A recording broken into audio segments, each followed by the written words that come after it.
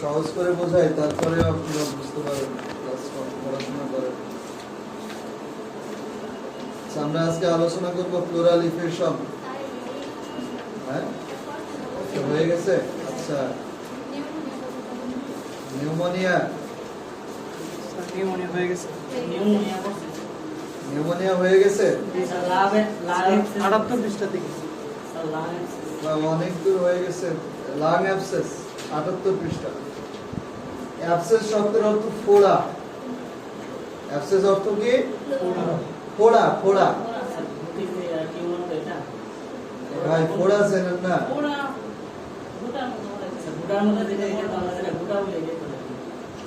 ফোড়াকে তো সারা বাংলাদেশের মানুষ ফোড়াই বলে। গোটা আবার কোন জিনিস? আপনাকে দেখে আমি আমার লাইফে কেউ আমাকে গ্রামের ভাষা বাদ দেন, আমাকে আজ পর্যন্ত কেউ প্রশ্ন করে না যে ফোড়া জিনিস আপনি করলেন আজকে। অবাক হলাম। চেনেন? আর কেউ চেনেন ফোড়া? মানে এই জিনিসটা চেনে না এরকম মানুষ নাই বাংলাদেশে। মানে এটা সর্বজনীন একটা সমস্যা। মানে যার বয়স 60 বছর এইরকম বা 50 বছর বয়স, এই ধরনের মানুষকে জিজ্ঞেস করবেন যে ভাই তোমার ফোড়া উঠছে কিনা, এটা 99% বলবে যে আমার লাইফে ফোড়া উঠছে। আমি নিজে আমারও ফোড়া উঠছে। এটা ম্যাক্সিমাম মানুষের এই সমস্যা। আর এই ফোড়া যে শব্দটা, এটা সিনেমাতে ব্যবহার হয়, নাটকে ব্যবহার হয়, ডাক্তারে ব্যবহার হয়, সব জায়গায় ব্যবহার হয়। বইপত্রেও আছে বিষ ফোড়া, আছে না? বিষ ফোড়া, বিষ ফোড়া। আপনি বলেন যে ফোড়াটা কি গোটা? এটা ফোড়া ফোড়ায়, বুঝতে পারছেন? ফোড়া ফোড়ায়। এই ফোড়া মানুষের পশ্চাৎ দেশে হয়, যৌন অঙ্গের আশেপাশে হয়, অনেক সময় চেহারার মধ্যে হয়, ঘাড়ের মধ্যে হয়, হাতে পায়ের মধ্যেও হয়, পিঠের মধ্যে হয়। এই হলো ফোড়ার জায়গা। এবং এই ফোড়াগুলো 3 ধরনের হয়। একটা হলো ছোট, একটা মাঝারি, আর একটা হলো বড়। ছোট যেগুলো সেগুলো ব্রণের থেকে একটু বড়। চেহারায় যে ব্রণ হয়, ব্রণ চেনেন? আচ্ছা, ব্রণ থেকে একটু বড় সাইজের ফোড়াগুলোকে বলা হয় আপনার বয়েল। কি না? বয়েল। বয়েল শব্দের অর্থ ছোট ফোড়া। এটা আবার একটা হয় না, বলে 4-5টা ঝাঁক ধরে হয়, কিন্তু প্রচন্ড পেইন। এই ফোড়াটার নামই হলো বিষ ফোড়া। এর নাম হলো বয়েল। ব্রণের থেকে একটু বড় হয়, ছোট ছোট, বলে 2টা 4টা 5-7টা করে হবে, প্রচন্ড যন্ত্রণা, প্রচন্ড পেইন। এটার নাম হলো বয়েল। আর যেটা মাঝারি সাইজের, অনেক বড় না আবার একদম ছোট, এটা 1টা বা 2টা হয় একসাথে, এইটার নাম হলো অ্যাবসেস। কি নাম? অ্যাবসেস। অ্যাবসেস মানে মাঝারি ধরনের ফোড়া। আরেকটা হলো আরো বড়।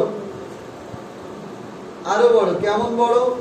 আপনার প্রায় একটা কি বলে, ওই যে বড়ই আছে না, যে একটু বড় সাইজের বড়ই বা ছোট সাইজের আপেল, আপেলের সাইজ, ছোট আপেল গুলো, বড় আপেল, ছোট সাইজের যে আপেল, বা ওই যে চায়না কমলা দেখছেন না, যেটা জালের মধ্যে যা বিক্রি করে অনেকগুলো, চায়না কমলা ছোট ছোট, এই সাইজের যে ফোড়াগুলো, এর নাম হলো কার্বাঙ্কেল। কার্বাঙ্কেল 3 সাইজের ফোড়া। বইয়ে পাবেন না ভদ্রলোক, এগুলো বইয়ে নাই। আপনি আমার কতটা মনোযোগ দিয়ে শোনেন, ভুলে যাবেন। 3 ধরনের ফোড়া হয়। একটা হলো ছোট, একটা মাঝারি, আর একটা হলো বড়। ছোট ফোড়াগুলোকে বলা হয় বয়েল, মাঝারি গুলোকে বলা হয় অ্যাবসেস, আর যেটা দানব মানে বড় ফোড়াগুলো যেখানে হয় ওখানে গর্ত হয়ে যায়, মনে হয় যে পারমাণবিক বোমা পড়ছে এখানে, মাংস টাংস সব শেষ, একদম গর্ত হয়ে যায়। এটার নাম হলো কার্বাঙ্কেল। অ্যাবসেসের গর্ত হয় সামান্য, কিন্তু বয়েলে তেমন একটা গর্ত হয়। 3 ক্যাটাগরির ফোড়া হয়। এর মধ্যে একটা ফোড়া আছে সেটা দেহের বাইরেও হয়, দেহের ভিতরেও হয়। এই ফোড়ার নাম হলো অ্যাবসেস।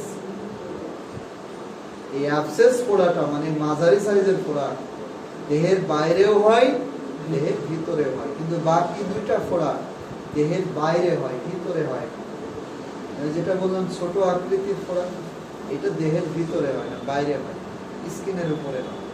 আবার যেটা দানব আকৃতির ফোড়া বললাম, এটাও কিন্তু দেহের ভিতরে হয় না, বাইরে হয়। আর যেটা অ্যাবসেস মাঝারি, এই ফোড়াটা দেহের বাইরেও হয়, ভিতরে হয়।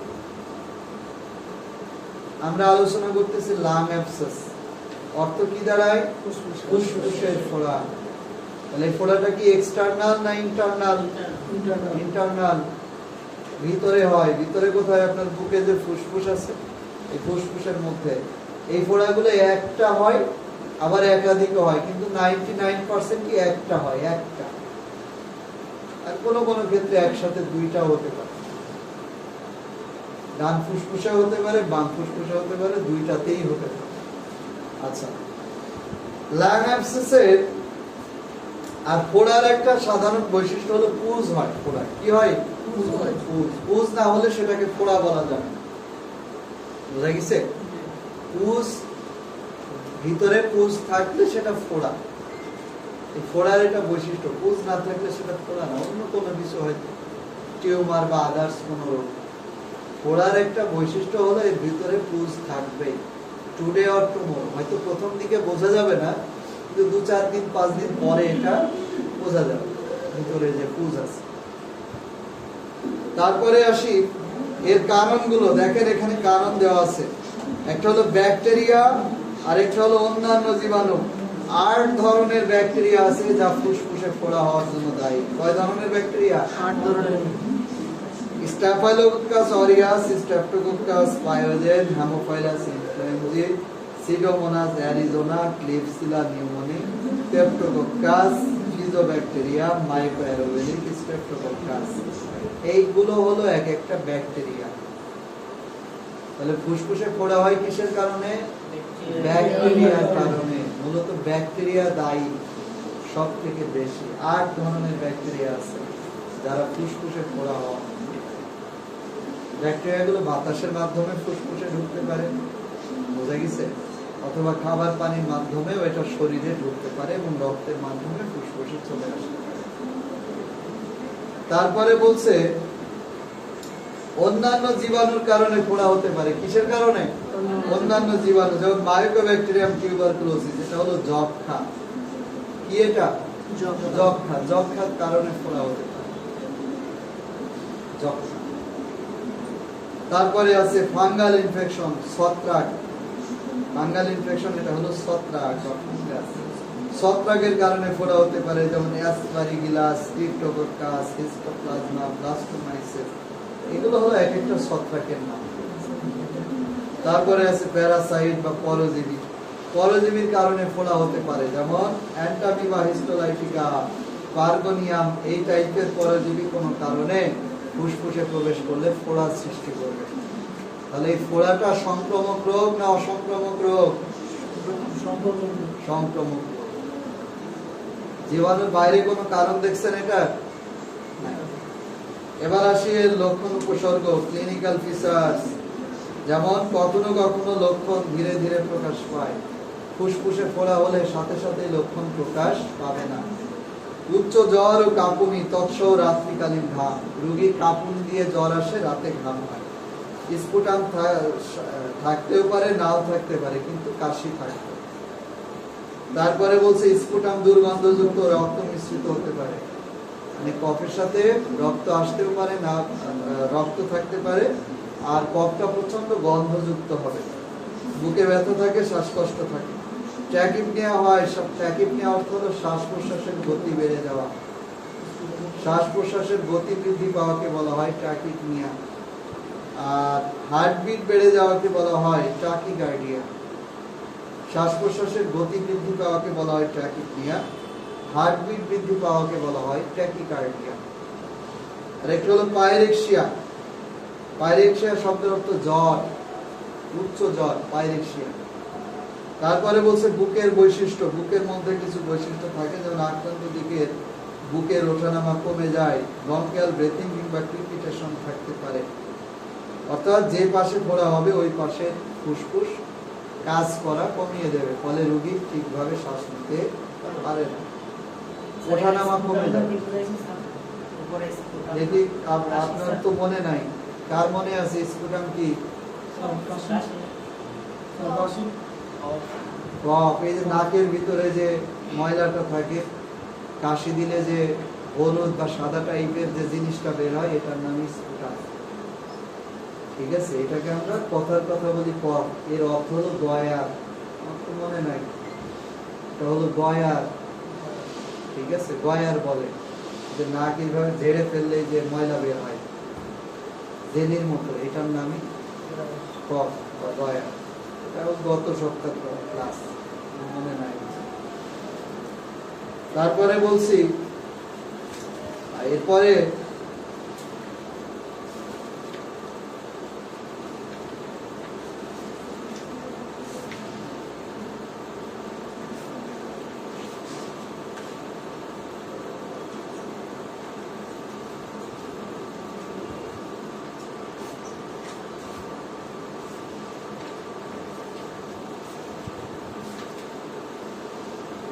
এরপরে আসি যে আপনার পাইরেক্সিয়া। পাইরেক্সিয়া শব্দের অর্থ উচ্চ জ্বর।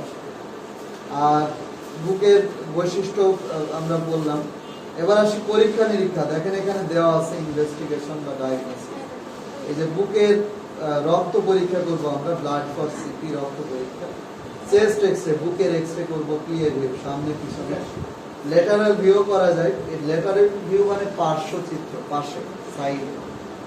লেটারাল অর্থ হলো সাইডে বা পার্শ্ব চিত্র। আর পোস্টেরিয়র অ্যান্টেরিয়র ভিউ, সংক্ষেপে বলি আমরা পিএ, মানে সামনে পিছনে। বুকের এক্সরে সাধারণত সামনে পিছনেই করা হয় বেশি। এখন যদি কেউ বলে যে আমার বগলের নিচে ব্যথা বেশি, এই পাশেও তো ফোড়া হতে পারে, তখন আমরা লেটারাল ভিউ করি, রাইট বা লেফট লেটারাল ভিউ। তারপরে আসি স্পুটাম পরীক্ষা। স্পুটাম ওই যে কফ বা গয়ার পরীক্ষা, স্টাইনিং অথবা কালচার, এর ভিতরে কি জীবাণু আছে এটা জানা হয়। এবার আসি এর চিকিৎসা। যে ট্রিটমেন্টটা দেওয়া আছে 84 পৃষ্ঠা। হাসপাতালে ভর্তি করা, ইন্ট্রাভেনাস ইনফিউশন বা আইভি স্যালাইন দেওয়া, প্রয়োজনে অক্সিজেন দেওয়া, নিয়মিত ভাইটাল সাইন গুলো পর্যবেক্ষণ করা। মনে আছে ভাইটাল সাইন গুলো? কয়টা ভাইটাল সাইন? কি কি? মরিয়ম আক্তার বলেন কি কি?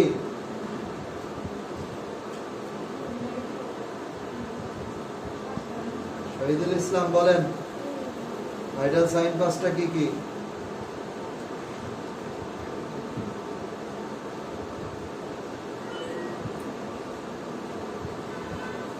ভাইটাল সাইন গুলো কি কি?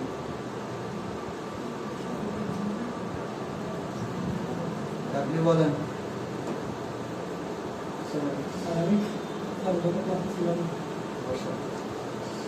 আপনারা যে পরিমাণ আমাকে আশাহত করছেন, আর কোন ব্যাচের স্টুডেন্ট করেন?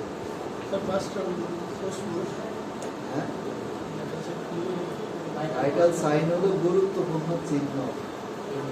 ঠিক আছে, যা যে চিহ্নগুলো দিয়ে আমরা বুঝি যে মানুষ বাঁচবে না মরবে, রোগীর অবস্থা কোন পজিশনে। ঠিক আছে, এখন আমি বলা শুরু করবো, আপনারা বলবেন স্যার এটা তো আমরা জানতাম। পার্থক্য হলো একটাই, যে সেটা আপনারা পড়েন। দুনিয়াতে আপনার বন্ধু বা ফ্রেন্ড হলো দুইটা, যেটাকে বলা হয় সব থেকে নিঃস্বার্থ বন্ধু। যারা এই দুইটা ফ্রেন্ডকে কাছে আপন করে নিতে পারে, তাদের তেমন একটা বিপদ আপদ হয় না। এক নম্বর বন্ধু হলো জ্ঞান। জ্ঞান কখনো, আপনি জ্ঞান পরিত্যাজ্য করলেও জ্ঞান আপনাকে পরিত্যাজ্য করবে না, জ্ঞান আপনাকে ফেলে যাবে না। আপনি বই ফেলে পালাতে পারেন, কিন্তু বই পড়ে যে জ্ঞানটা আপনি মাথায় ঢুকাবেন, এইটা কি বাদ দিতে পারবেন? জ্ঞান আপনার সাথে থাকবে, বিপদেও থাকবে, সুসময়ে থাকবে, দুঃসময়ে থাকবে। বুঝতে পারছেন? আরেকটা বড় বন্ধু হলো বৃক্ষ, গাছ। গাছ আপনার বড় বন্ধু। আপনি গাছ যদি রাগ করেও মাটিতে রোপণ করেন, রাগ করে, এই গাছ আপনাকে অক্সিজেন দেবে, আপনি গাছের ফল খেতে পারবেন, বিক্রি করতে পারবেন, আবার গাছটা বড় হলে কেটে ফার্নিচার বানাবেন। এর থেকে বড় বন্ধু আর কেমন। ভাইটাল সাইন 5টা। 1 নম্বর হলো শ্বাস প্রশ্বাস, রেসপিরেশন। বলছিলাম না এটা এই প্রথম দিনে ক্লাসে বলছি। 2 নম্বর হলো টেম্পারেচার, তাপমাত্রা। 3 নম্বর হলো পালস এন্ড ব্লাড প্রেশার, মানে পালস এবং রক্তচাপ। 4 নম্বর হলো রেট অফ ইউরিন আর ডিস্টিলেশন রেট, অর্থাৎ পায়খানা এবং প্রস্রাবের হার, পায়খানা প্রস্রাবের। আর 5 নম্বরটা হলো যে আপনার লেভেল অফ আনকনসিয়াস, মানে জ্ঞানের মাত্রা, জ্ঞান আছে। মরিয়ম আক্তার বলছিলাম এই ক্লাস হয়েছে, বলতেই পারবেন না যে 1 সপ্তাহে কয়টা দিন হয়, বলতে পারবেন? 7টা দিন। একদিনে কয় মিনিট হয়? 24 ঘন্টায় কয় মিনিট হয় বলেন দেখি, বলতে পারবেন? যেটা বলছিলাম, এই 5টা চিহ্নকে বলা হয় ভাইটাল সাইন। 1 নম্বর হলো রেসপিরেশন বা শ্বাস প্রশ্বাস, যেটা হবে প্রতি মিনিটে 16 থেকে 18 বার, যে আমরা যে শ্বাস প্রশ্বাস করি। 2 নম্বর হলো টেম্পারেচার বা তাপমাত্রা, যা স্বাভাবিক হলো 98.6 ডিগ্রি ফারেনহাইট। 3 নম্বর হলো পালস এবং বিপি। পালস হলো গড়ে 72 বিট পার মিনিট, আর ব্লাড প্রেশার হলো 120/80 মিলিমার্কারি।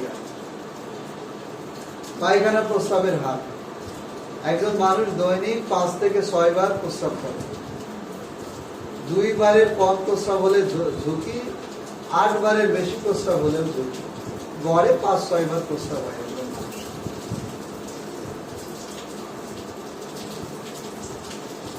পায়খানা হয় ডেইলি 1 বার অথবা 2 বার, এটা হলো পায়খানার হার। আর জ্ঞানের মাত্রা, জ্ঞানের মাত্রা বলতে যে তার এই যে জ্ঞান আছে কি নাই, মানে সে কি অজ্ঞান, চেতন না অবচেতন, এইটা মানে চেতনা আছে কিনা।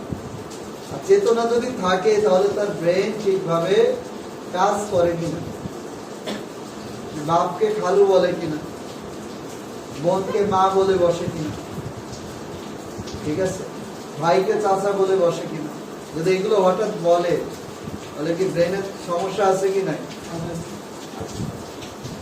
এবং এটা গুরুতর সমস্যা। উনি হাসলো, মজা লাগতেছে, কিন্তু যদি এইরকম হয় তাহলে ওই রুগীর জন্য কিন্তু এটা সুসংবাদ না, রুগীর এটা মৃত্যুর সংবাদ। হঠাৎ করে একটা রুগী আবল তাবল বলা শুরু করছে, হঠাৎ সাডেন, এটা এই রুগীর জন্য কিন্তু ভালো জিনিস না। রুগীর ব্রেন ড্যামেজ হয়ে গেছে, যার কারণে এরকম আবল তাবল বলা শুরু করছে কোনো কারণ ছাড়াই। এটা ভালো লক্ষণ না, মারা যেতে পারে অল্প সময়ের মধ্যে, তার ভিতরে বড় রকমের কোনো ঝামেলা চলতেছে। বুঝা গেছে? যখন ভূমিকম্প হয় প্রথমে কি বড় ধাক্কা দেয় না ছোট ধাক্কা দেয়? প্রথমে একটু ছোট ধাক্কা দেয়। দুনিয়ায় যত বড় ভূমিকম্প হয়েছে, এই বড় ভূমিকম্প হওয়ার আগে ছোট ছোট ভূমিকম্প হয়েছে 2-5 মিনিট আগে, এরপরে বড়টা। যখন জলোচ্ছ্বাস হয় বা বন্যা হয়, 2-1 দিন আগে বোঝা যায় না যে বন্যা হবে কিনা, জলোচ্ছ্বাস হবে কিনা, সিডর হবে কিনা। এরকম যদি ব্রেন হঠাৎ এলোমেলো হয়ে যায় তো বুঝতে হবে যে ভিতরে বড় রকমের কোনো ঝামেলা হওয়ার আলামত। এই হলো 5টা লক্ষণ। এর একটা যদি এদিক সেদিক হয় মানুষ মারা যাবে। আর একসাথে যদি সবগুলো এদিক সেদিক হয়ে যায় তাহলে তো মানুষ কয়েক মিনিটের মধ্যে মারা যাবে। একটা রোগীর শ্বাস প্রশ্বাস বন্ধ হয়ে গেছে, বাঁচবে? মানে শ্বাস প্রশ্বাস কমে গেছে, বাঁচবে? শ্বাস প্রশ্বাস অনেক বেড়ে গেছে, বাঁচবে? ব্লাড প্রেশার অনেক কমে গেছে, বাঁচবে? অনেক বেড়ে গেছে, তাহলে এটা ভালো, বাঁচবে? বাঁচবে। এই পাঁচটা চিহ্নকে বলা হয় মহা গুরুত্বপূর্ণ চিহ্ন। কমে গেলেও বিপদ, বেড়ে গেলেও বিপদ। যেমন বাথরুম, পায়খানা, ডেলি 10 বার 15 বার বাথরুম করে, তাহলে তার জন্য ভালো নাকি? আবার হয়তো 15 দিনের মধ্যে একবারও বাথরুম হয়নি, এটা ভালো? টয়লেটে যাওয়া লাগছে, 15 দিনে একবারও বাথরুম হয়নি, তাহলে এটা ভালো? এটাও ডেঞ্জারাস, এটাও ডেঞ্জারাস। সারাদিনে একবারও প্রস্রাব হয়নি, এটা ভালো? শীতের মধ্যে প্রস্রাব না হওয়াই ভালো। একবারও প্রস্রাব হয়নি 24 ঘন্টায়, ভালো? এটা ভালো না? কিডনি বন্ধ হয়ে যাবে। আবার দেখা গেছে যে 20 বার প্রস্রাব হয়েছে, এটা ভালো? এটাও ভালো না। ডায়াবেটিসের লক্ষণ হতে পারে, কিডনি ড্যামেজের একটা লক্ষণ, বারবার প্রস্রাব হয়। এগুলোকে বলা হয় ভাইটাল সাইন, মহা গুরুত্বপূর্ণ। যে কোনো রোগী আমাদের কাছে আসলে আমরা 1 থেকে 2 মিনিটের মধ্যে এই 5টা চিহ্ন দেখে নিই। দেখার পরে তখন রোগীর আত্মীয় স্বজনকে বলি যে আপনার রোগীর অবস্থাটা কি, এই রোগী বাঁচবে না মরবে? এই রোগীকে কি আপনি নরসিংদী রাখবেন না এই রোগীকে পিজি হসপিটালে নেবেন? আমরা বলে দিই। রোগীর চেহারা দেখে বলা যায় না, কোনো ডাক্তার রোগীর চেহারা দেখে বলে না যে রোগীকে আপনি ঢাকায় নিয়ে যান। এই 5টা জিনিস নেটে দেখার পরে বলে, তখন দেখে যে অবস্থা বেগতিক, কোনোটাই নিয়ন্ত্রণে নাই, তখন বলে যে দ্রুত ঢাকায় নেন অথবা ভারতে নেন বা যে কোনো বড় জায়গায় নেন। আর যখন দেখে যে সবগুলো নিয়ন্ত্রণে আছে, অতটা ঝামেলা নাই, তখন ডক্টর সেখানে রেখেই চিকিৎসা দিতে পারে। বুঝতে পারছেন? গেল আপনাদের সাথে সেকেন্ড টাইম এই যে ক্লাসটা 10 মিনিট সময় আমি নষ্ট করলাম, এটা কারণ একটা পরে দেখেন। এটা আমার কোনো লস নাই, লস হলো আপনাদের। এই বইটা আমাকে 4 মাসে শেষ করতে হবে, যেভাবেই হোক। বুঝতে পারছেন? এই বইটা 4 মাসে শেষ করতে হবে। আমি তো এটাকে রিডিং করে তো 2 দিনেও শেষ করতে পারি, কিন্তু আপনাদেরকে তো এটা নিতে হবে মাথায়। আপনি বাড়িতেও পড়বেন না, যেগুলো বলবো সেগুলোও করবেন না, তাহলে এটা এই বই কি আপনার ঢুকবে মাথার মধ্যে? জীবনেও তো ঢুকবে না। এই যে গত 1 সপ্তাহে আর মনে হয় না কেউ আপনারা পড়ছেন, বইটা খুলে দেখছেন। পড়লে তো 10-এ 10 পাইতো।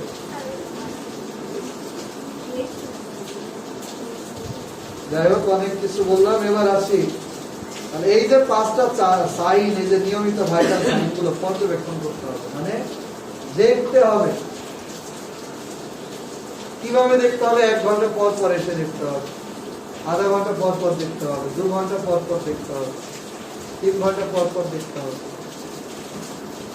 এইগুলোই দেখেই তো আমরা বুঝবো যে রোগীর অবস্থা কি।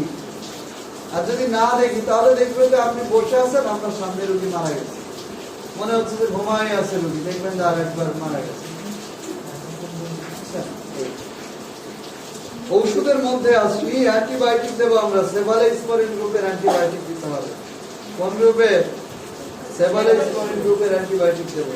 এর মধ্যে আছে সেফট্রাইজোন, সেফ্রোজেন, তারপরে সেফিগ্রেন, সেফ্রালিন, সেফোডক্সিন, সেফোটিন, অনেক ওষুধ আছে।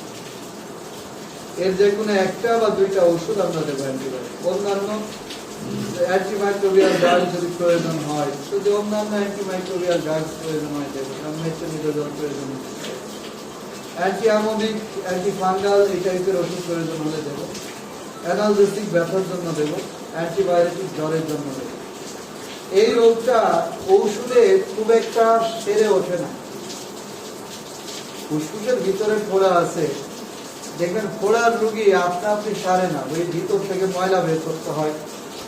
অনেক সময় রুগী নিজে নিজে করে অথবা ডাক্তারের কাছে যে এটা করতে হয়। এই ক্ষেত্রেও সেম বলে দিচ্ছে সার্জিক্যাল চিকিৎসা, হসপিটালে যাবে, অপারেশন করে ফুসফুসের ভিতরে পুজ আছে, যে ফোড়া আছে, সেটা কেটে ফেলে দেবে, অপারেশনের মাধ্যমে ঠিক করতে হবে। এরপরে যে রোগটা আছে, রোগের নাম অ্যাজমা। কি নাম? অ্যাজমা। অ্যাজমা শব্দের অর্থ হলো ধারাবাহিক শ্বাসকষ্ট। কেমন শ্বাসকষ্ট? ধারাবাহিক শ্বাসকষ্ট। ধারাবাহিক বোঝেন? মানে যে শ্বাসকষ্ট থেকে কোনো মুক্তি নাই, 19 থেকে 20 হলে শ্বাসকষ্ট হয়, এটাকে বলি আমরা অ্যাজমা। এটা বংশগত কারণে হতে পারে, এটা আপনার জন্ম থেকে হতে পারে, আর অনেক কারণ আছে। কারণগুলো দেখি। আর এই রোগটা কিন্তু ফুসফুসের শ্বাসনালীর রোগ। কিসের রোগ? ফুসফুসের ভিতরে যে শ্বাসনালী আছে, এই শ্বাসনালীর একটা অসুখ হলো অ্যাজমা। এই যে ফুসফুসের ভিতরে একটা শ্বাসনালী, এটা হলো স্বাভাবিক শ্বাসনালী। এরকম ফুসফুসের ভিতরে লক্ষ লক্ষ শ্বাসনালী আছে। এইটা হলো আরেকটা শ্বাসনালী। এই শ্বাসনালীর এই যে ভিতরে জায়গা বন্ধ হয়ে গেছে, এই যে ভিতরে দেখেন দুইটার সাইজ কিন্তু একটা পরিষ্কার আর একটা অপরিষ্কার। কোনটা অপরিষ্কার? নিচেরটা। এই যে ভিতরে ময়লা জমছে, ধুলা বালি অনেক ধরনের ময়লা জমছে, জমে ভিতরে জায়গা বাড়িয়ে দিচ্ছে না কমিয়ে দিচ্ছে? এর ভিতরে বেশি বাতাস যাওয়া আসা করবে না, এটার ভিতরে উপরেরটাই। এটা হলো সুস্থ মানুষের শ্বাসনালী, আর এটা হলো অ্যাজমা রোগীদের শ্বাসনালী। যারা অ্যাজমা রোগী, তাদের শ্বাসনালীগুলোর মধ্যে গার্বেজ জমে আছে, ময়লা জমে আছে। এটা তো আর কাপড়ের ময়লা না যে আপনি ডিটারজেন্ট দিয়ে ধুয়ে নেবেন, ফুসফুসের এই ময়লা পরিষ্কার করা যায় না। তাহলে উপায় হলো নতুন করে আর ময়লা ঢুকতে দেওয়া যাবে না। পদক্ষেপ এক, যে নতুন করে আর কোনো ময়লা ঢুকতে দেওয়া যাবে না। এখন ভিতরে যে ময়লাটা আছে, এটা কি করব? আমাদের দেহ নিজে নিজেই এই ময়লা পরিষ্কার করে নেয়, কারোর প্রয়োজন হয় না। অর্থাৎ এই যে ময়লাটা জমে আছে, 5-7 বছর পরে এই ময়লাটা অটোমেটিক্যালি ক্লিন হয়ে যাবে, পরিষ্কার হয়ে যাবে। বুঝতে পারছেন? অ্যাজমা রোগটা কি বুঝতে পারছেন? এটা হলো শ্বাসনালী দীর্ঘমেয়াদী প্রদাহজনিত একটা রোগ। অ্যাজমার কারণ দেখি। কারণ আছে 7টা। কয়টা? ঠান্ডা, বায়ু প্রবাহ। ঠান্ডার কারণে অ্যাজমা হয়। একটা মানুষ সারাদিন ঠান্ডা পরিবেশে কাজ করে, এই যে এসিতে কাজ করে, বরফ তলে কাজ করে, বা ঠান্ডা অঞ্চলে যে কাজ করে, অ্যাজমা হওয়ার ঝুঁকি আছে। ব্যায়ামের কারণে অ্যাজমা হয়। ব্যায়াম মানে কঠোর পরিশ্রম, মাত্রা অতিরিক্ত হার্ড ওয়ার্কিং এর কারণে অ্যাজমা হয়। যেমন যারা রিক্সা চালায়, এদের অ্যাজমার ঝুঁকি আছে। যারা গাড়ি ড্রাইভিং করে, অ্যাজমার ঝুঁকি আছে। যারা শ্রমিক, অ্যাজমার ঝুঁকি আছে। কেন? আপনি যখন কঠিন কাজ করবেন, আপনার ফুসফুসের প্রেশার পড়বে কি পড়বে না? মানে মাথায় যখন কোনো বোঝা নেবেন, দেখবেন যে আপনার শ্বাস প্রশ্বাস বেড়ে যাবে, ফুসফুসের প্রেশার পড়বে। বুঝতে পারছেন? এই অতিরিক্ত প্রেশারের কারণে শ্বাসনালীগুলো নষ্ট হয়ে যায়। তারপরে বলছে ধোলা ইত্যাদি থেকে অ্যাজমা হয়, খাদ্যের অ্যালার্জি থেকে অ্যাজমা হয়, রেসপিরেটরি ট্র্যাক্ট ইনফেকশন, ফুসফুসে ইনফেকশন হলে ঘন ঘন অ্যাজমা হয়, মানসিক আবেগ থেকে অ্যাজমা হয়। মানসিক, একটা মানুষ যদি সারাদিন হাসে, অ্যাজমা হবে। মানুষ যখন হাসে, তখন তার এই ফুসফুসে প্রেশার পড়ে। বুঝতে পারছেন? আবার একটা মানুষ যদি সারাদিন কাঁদে, অ্যাজমা হবে। এটা ব্যালেন্স রাখতে হবে, বেশি হাসাও যাবে না, কাঁদাও যাবে না। দুইটাই উপকারী, কান্নাও উপকারী, হাসিও উপকারী, কিন্তু দুইটার ব্যালেন্স রাখতে হবে। বুঝতে পারছেন? দুইটা বেশি করা যাবে।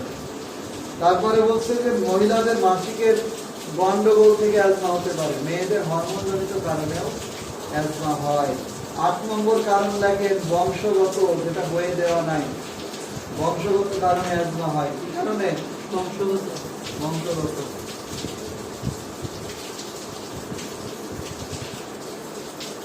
9 নম্বর কারণ দেখেন ধূমপান।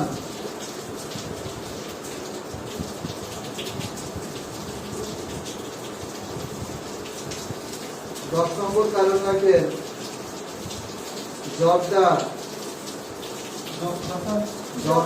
তামাক। 11 নম্বর কারণ লেখেন অ্যালকোহল।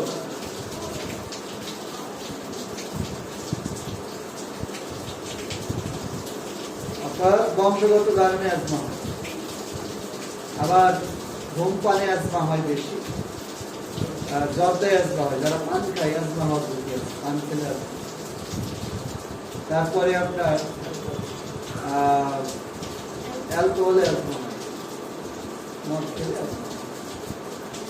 এবার আসি অ্যাজমার লক্ষণ উপসর্গগুলো কি কি দেখি। আকস্মিক ভাবে শ্বাসকষ্ট হবে। কিভাবে? আকস্মিক মানে হঠাৎ, মানে এই রোগীর কোনো কারণ ছাড়াই শ্বাসকষ্ট হবে, একটু টেনশন করলেও শ্বাসকষ্ট। তারপরে বলছে হুইজিং হবে। হুইজিং মানে সাই সাই শব্দ করা। কোথায় হবে হুইজিং? বুকের মধ্যে।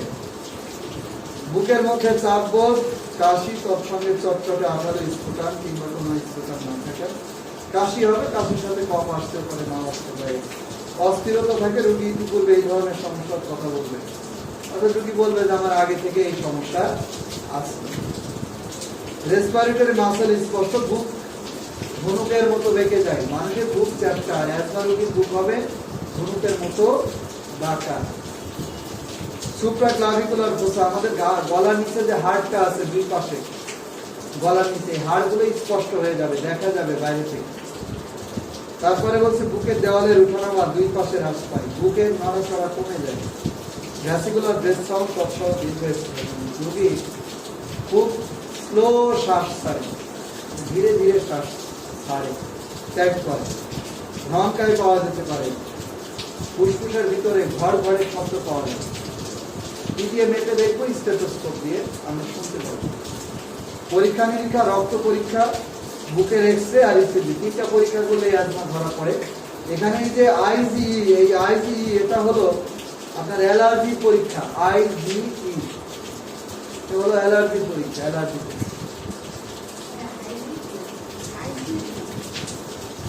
বুঝি না?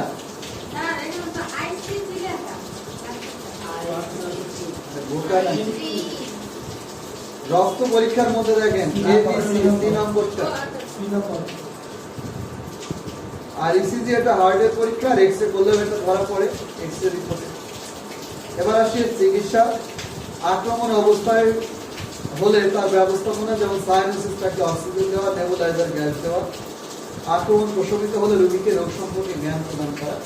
এই রোগী একা একা কাজ করতে পারবে না, এটা হলো প্রথম শর্ত।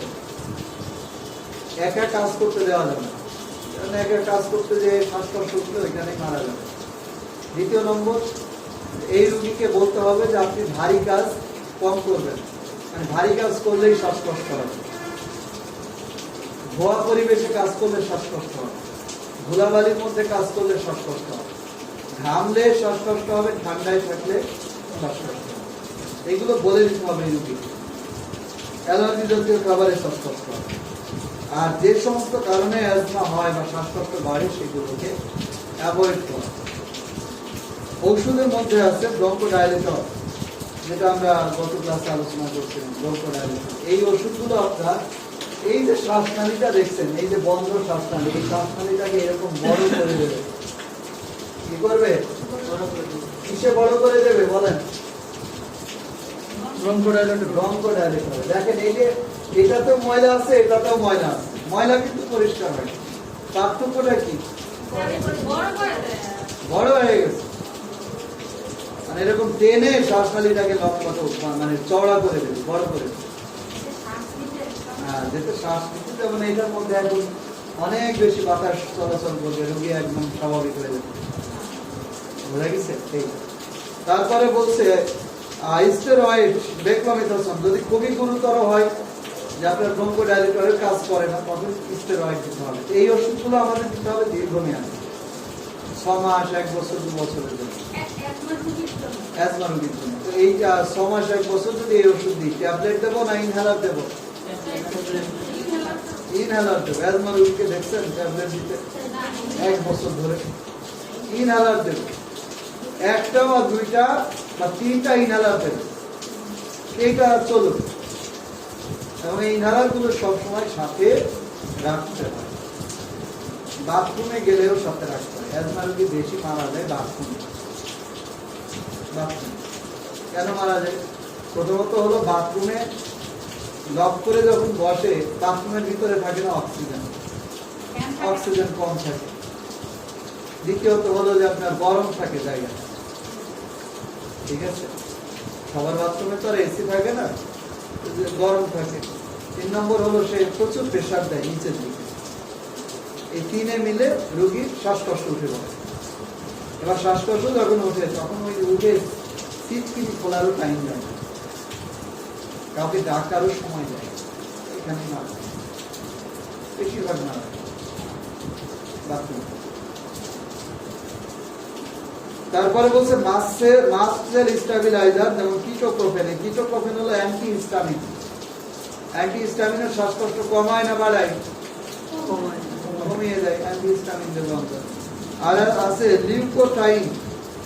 এই লিউকোট্রাইন রিসেপ্টর অ্যান্টাগনিস্ট, এটা হলো মন্টেলুকাস। এটা হলো অ্যাজমার ওষুধ। এই মন্টেলুকাসটা অরিজিনালি অ্যাজমার ওষুধ। এই মন্টেলুকাস হলো এই যে শ্বাসনালীগুলোকে একটু শক্তিশালী করা। কি করা? শক্তিশালী করা, স্ট্রং করা। এবং এই মন্টেলুকাসটা ট্যাবলেট, এটার ইনহেলার হয় না। মন্টেলুকাসটা আমরা 6 মাসের জন্য খেতে বলি, একটা না, আজীবন খাওয়া যাবে না, খেলে কাজ করবে না। এটা 6 মাসের জন্য। আর অ্যাজমা রোগী এটা আজীবন লাগে না। অ্যাজমা রোগের জন্য 6 মাস থেকে 1 বছর সময় যথেষ্ট। অ্যাজমা ভালো হতে 6 মাস থেকে 1 বছরের জন্য যথেষ্ট। অ্যাজমা পুরোপুরি ভাবে ভালো হওয়া না হওয়া নির্ভর করে রোগীর লাইফস্টাইলের উপর। বুঝতে পারছেন? রোগী যদি সিগারেট বন্ধ করে দেয়, আর জীবনেও অ্যাজমা হবে না, ওই শেষ। রোগী যদি আবার সিগারেট খাবে, ওষুধও খাবে, সিগারেটও খাবে, অ্যাজমা ভালো হবে না। রোগী যদি ধুলাবালির মধ্যে কাজ করে, অ্যাজমা সারবে না। ধুলাবালি থেকে দূরে থাকলে অ্যাজমা সেরে যাবে। মানে কিছু অসুখ আছে, যে অসুখগুলো সারা না সারা নির্ভর করে রোগীর নিজের উপরে। যেমন ডায়াবেটিস। আমাদের দেশে ডাক্তাররা বলে যে ডায়াবেটিস ভালো হয় না, এটা ভুল। দুনিয়াতে একটা রোগ ছাড়া সব রোগ ভালো হয়, এটা সৃষ্টিকর্তাই বলে দিচ্ছে যে একটা রোগ ছাড়া সকল রোগের প্রতিষেধক আমি এই দুনিয়ায় পাবো। আপনি বলছেন ভালো হয় না, এখানে আল্লাহ বলছে ভালো হবে। আপনি বলছেন ভালো হয় না, সব রোগ ভালো হয়।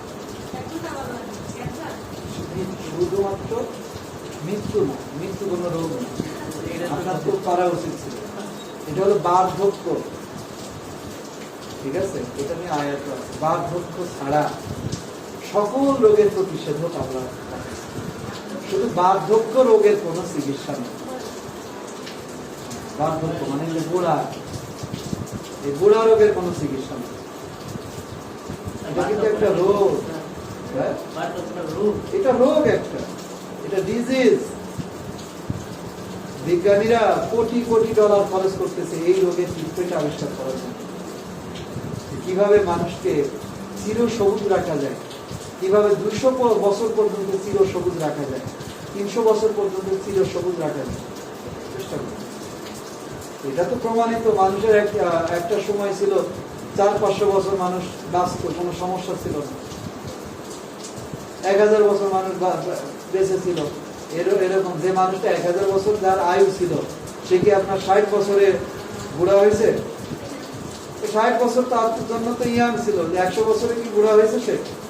যে আপনার যার আয়ু ছিল 1000 বছর, বুড়া হয় না, ইয়াং। বুঝতে পারছেন? ইয়াং মানে এই ইয়াং বয়সটা, এটা আপনি বুঝতে পারবেন না। যেমন এক ভদ্রলোক আছে আপনার সোহেল তাজ, চেনেন? যারা সিনেমা ফেসবুক দেখেন, সোহেল তাজ। একে কি মনে হয়? মনে হয় না যে ইয়াং? আরেক ভদ্রলোক যেমন সালমান খান, শাহরুখ খান, আপনি বুঝতে পারবেন এর বয়স। এদের বয়স এক একজনের 60 বছর। তো এদের তো বোঝা যায় না, কারণ এরা নিয়ন্ত্রণ করে রাখতে পারছে। যে গড় আয়ু যার হবে, মানে যার আয়ু পাবে 500 বছর, 200-300 বছরেও সে ইয়াং। বুঝতে পারছেন? এই বার্ধক্য ছাড়া দুনিয়ার সব অসুখ ভালো হয়, সব অসুখ। এখন এই অসুখ ভালো হওয়া না হওয়া নির্ভর করে অনেক কিছুর উপরে, ওষুধের উপরে নির্ভর করে, রোগীর উপরে নির্ভর করে, চিকিৎসা পদ্ধতির উপরে নির্ভর করে, অনেক কিছুর উপরে নির্ভর করে।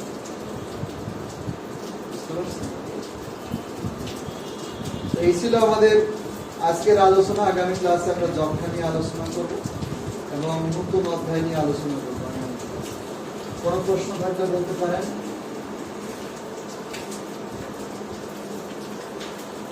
প্রশ্ন থাকলে বলতে পারেন। পড়াশোনার গতি বাড়াইতে হবে। আর আপনারা ওষুধ সম্পর্কে একদমই জানেন না। আপনাদের যদি বলি যে 50টা ওষুধের নাম বলেন, তাও বলতে পারবেন। অন্তত 200-300 ওষুধের নাম মুখস্থ করতে হবে। যারা অ্যাসাইনমেন্ট জমা দিচ্ছেন তারা তো ওষুধ কি কি শিখতে হবে জানেন। যারা অ্যাসাইনমেন্ট জমা দেন নাই, অফিস থেকে অ্যাসাইনমেন্টের যে কপিগুলো আছে এগুলো নিয়ে দেখে নেবেন কোন কোন ওষুধগুলো শিখতে